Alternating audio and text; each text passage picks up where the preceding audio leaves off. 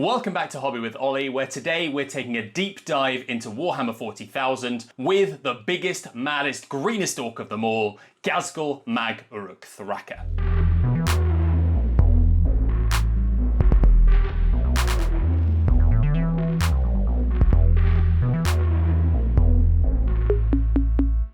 There's a lot to cover for this ginormous greenskin warlord, so make sure to check out the timestamps in the description below. While you're there, also hit the subscribe button and the little bell icon to be notified when my next videos go live. And if you do enjoy the video, be sure to hit the thumbs up.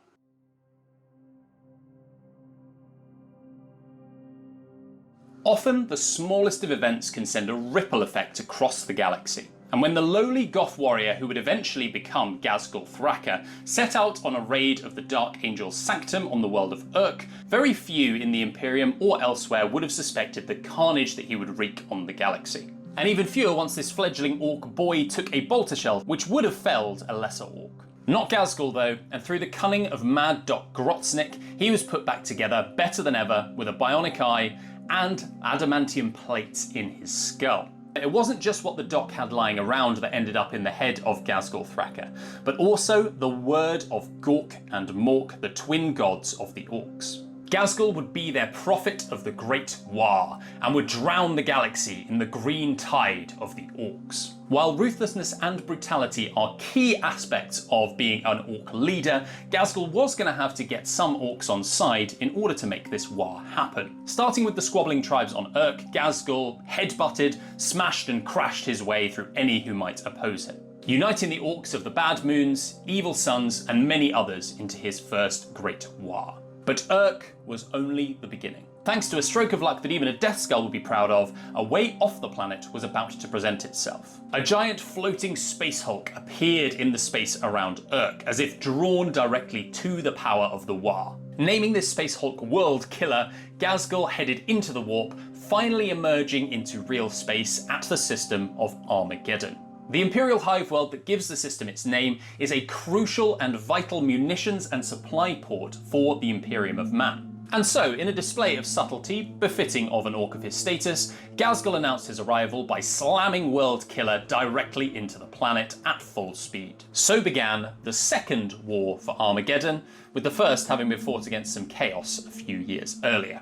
This conflict also marked the beginning of one of the longest running grudge matches in Warhammer 40,000 between Ghazghkull and Sebastian Yarrick, a commissar of the Imperial Guard who held the Hive City of Hades against the onslaught of the Greenskins. Yarrick had proven to be a thorn in the side of Ghazghkull when he had slain his chief lieutenant Ugelhard and taken his power claw for his own. In combat with Ghazghkull himself, Yarrick was left close to death at the climax of the Second War for Armageddon. But it was the prophet of Gork and Mork who eventually suffered a humiliating defeat at the hands of the puny Umi, who had held out long enough for the forces of Dante and the Blood Angels to relieve the beleaguered defenders. But this wasn't the first war for Armageddon, and nor would it be the last. After some back and forth with Yarrick, and after licking his wounds, Ghazghkull launched the third war for Armageddon with some new tactics. What were these cunning tactics to outsmart and outwit old Baali? Rocks.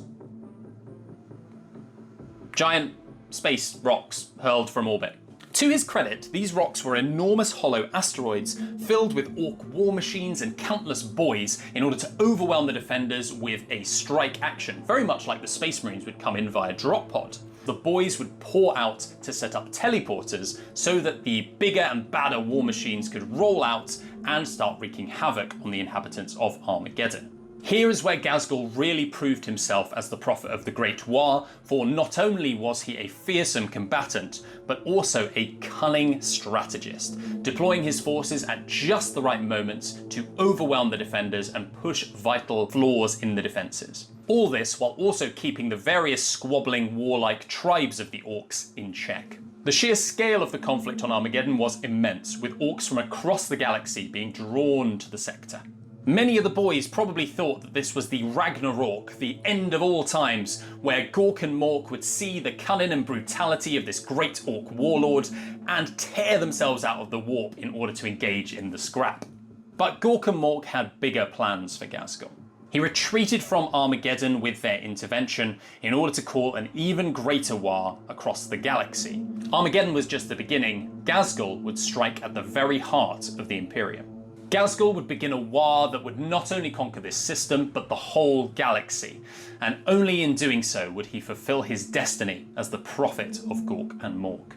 After some scrapping in the Octarius sector, where the Imperium had decided to try and pin down the Orcs and the Tyranids to fight each other, this plan backfired spectacularly, particularly with Ghazghkull emerging more psychically powerful than ever before, right into the waiting arms of the Space Wolves led by Ragnar Blackmane. In the Battle of Krongar, the two faced off in a duel to the death, with Ghazghkull actually being decapitated by the Space Wolf Lord. But something as trivial as decapitation isn't enough to stop Ghazghkull Thraka. Due to the butchery and brilliance of, you guessed it, Mad Doc Grotznik, he was put into an even bigger and fightier body.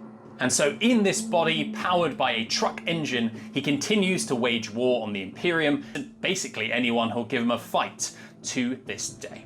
This is only an honour list of the crumpins delivered by Ghazghkull Thraka, but I wanted to make sure as well that we gave a bit of lip service to his faithful grot, Makari. Now this diminutive greenskin may well be the luckiest grot alive, surviving at the side of Ghazghkull Thraka through all his campaigns to wave his banner enthusiastically and encourage the boys to even greater fights. Alternatively, he may be the latest in a line of several grots to meet an unfortunate end, by various means, including being sat on by Ghazghkull and fed to a squig, being thrown into the vacuum of space, and being buried in a pile of rubble. There may even be an arcane ritual involved in re-summoning the spirit of the Grot Makari into whichever Gretchen happens to be walking closest by. Perhaps we'll never know, but what we can know is the effect that Makari, and I suppose Ghazghkull, have on the rules of 10th edition Warhammer 40,000.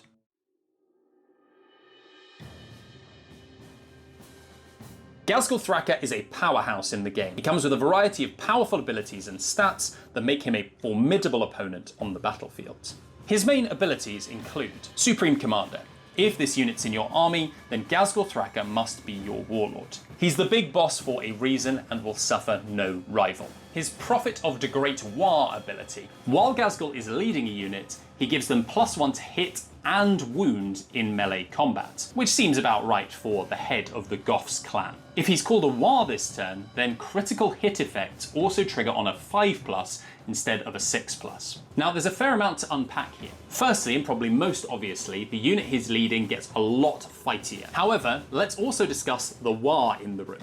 The Orcs' army ability, War, can be called once per game. Gaz turns that War up to 11, and means that all of the critical hit effects, which normally would only trigger on a 6, trigger twice as often, being on a 5+ instead.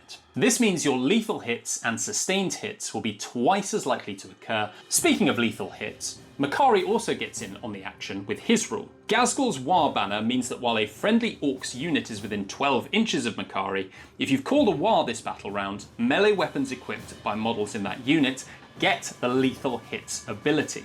So, Ghazghkull and Makari are travelling around with their Meganobs, and when the War is called, they can charge into combat, getting a whole host of bonuses. Automatic wounds on 5s means that Gaz and his boys are going to shred through just about anything you point them at. Thanks for that, Makari. So let's talk about the stats on this biggest of Orc warlords. As Orcs get bigger as they win more and more fights, Ghazghkull, as you might expect, is the biggest, meanest and greenest of the lot. With toughness 6 and 10 wounds, a 2+ save and a 4+ invulnerable save, Gaz is pretty tough, though perhaps not as tough as he may have been in previous editions. This is more than made up for by the fact that he can be contained in a bodyguard unit, but do be careful of snipers with the precision rule. He also has a respectable objective control of 4, though as he costs quite a large number of points and is a melee killer, you will probably be incidentally using him to hold objectives rather than sitting him in the middle of the board. At range, he gets 12 attacks with Mork's Roar, and if you can get within half range, 18 inches, it goes up to 16. That's a lot of Daka. While Ballistic Skill 5+ and Strength 5 won't trouble many armies, it's nice to have a bit of Daka to help clear the chaff so he can get to the Crumpin.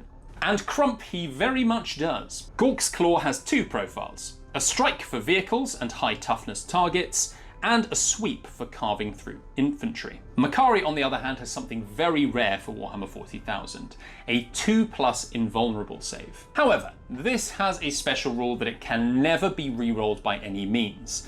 So while he does have that 2+, as he only has a single wound, as soon as he fails it, he's gone. His luck has run out. This means theoretically, even a Warlord Titan Sun Fury Plasma Annihilator could leave him completely unharmed.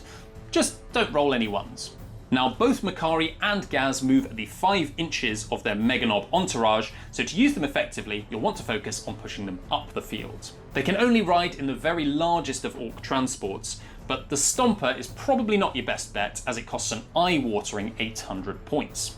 Instead, cram Gaz, Makari and 3 Meganobs inside of a battle wagon, making full use of its 22 transport capacity and drive at full speed towards the enemy. In terms of strategy, Gaz is happiest slaying the enemy's elite infantry and tanks, so he can make full use out of his massive strength. Try to avoid getting drawn into a protracted slog against enemy chaff, and where necessary, use Gork's Roar to take them out so you can engage some juicier targets. Now, if you're looking for a detachment to run Gaz and Makari, they have the most synergy with the Bully Boys and Warhorde detachments from the latest Orc Codex. Warhorde's Get Stuck In rule gives you sustained hits 1 on all melee attacks.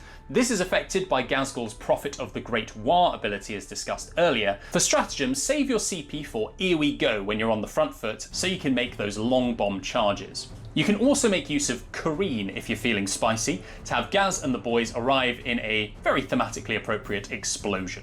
If you're on the back foot, Hard as Nails is going to be your best friend. This will help to keep some of Gaz's bodyguards alive with -1 to be wounded, and then you can also use Orcs is Never Beaten to let them fight on death one last time if you're really struggling. If you're looking at running Bully Boys, Da Boss's Watching lets you effectively get another War, but only for Nobs and Mega Nobs units.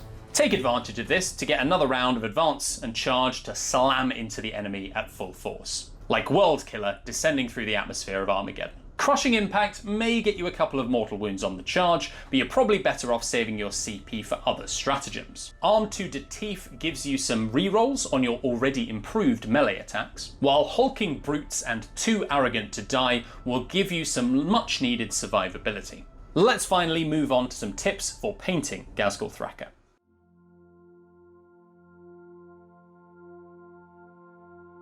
For painting Ghazghkull, I'd recommend painting in sub-assemblies. Fortunately, he comes fairly well equipped with both his arms, legs and torso, and then the head and backpack as separate pieces. His black armour is painted with Vallejo black,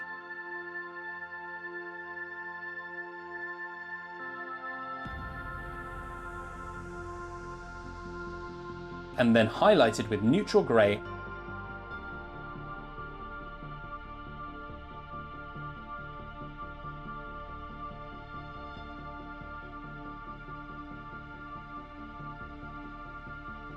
and white grey.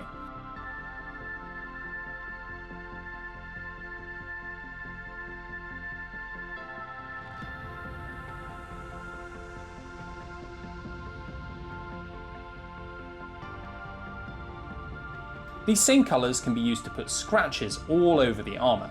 After all, Gaz is at his happiest when he's in the middle of a scrap. Just use nice thin paint and try to keep the application random, but with more on the front facing panels, as that's probably where he's getting shot from.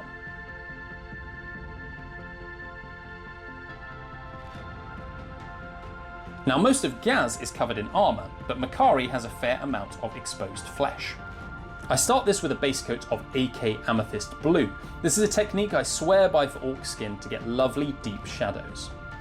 The main colour is deep green from Vallejo.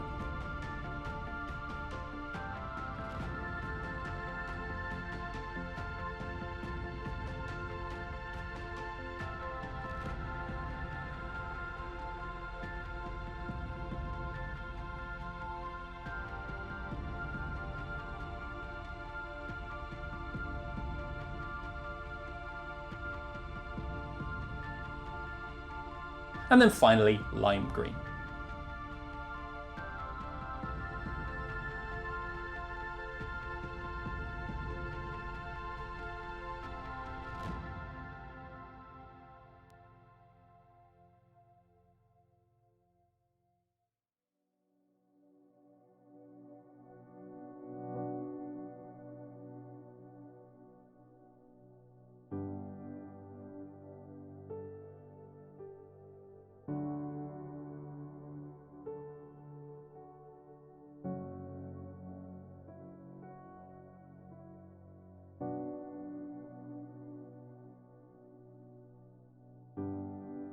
Let's take a look at Ghazghkull's Roar, where you can really spice it up with some glow effects on the barrels, and while they look quite tricky, they're actually fairly easy to replicate.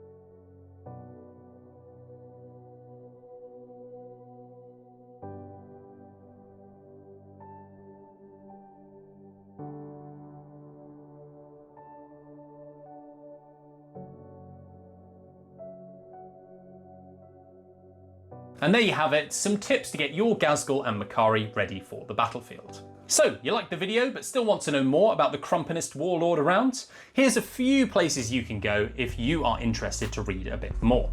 Thanks so much for watching. If you have enjoyed the video, please do hit the like button and subscribe to the channel so you can be notified when the next one comes out. And join the Hobby with Ollie Discord for more fun and shenanigans. We also live stream every Tuesday at 7:30 PM UK time. Until then, my name has been Ollie, this has been my hobby, and I'll see you next time.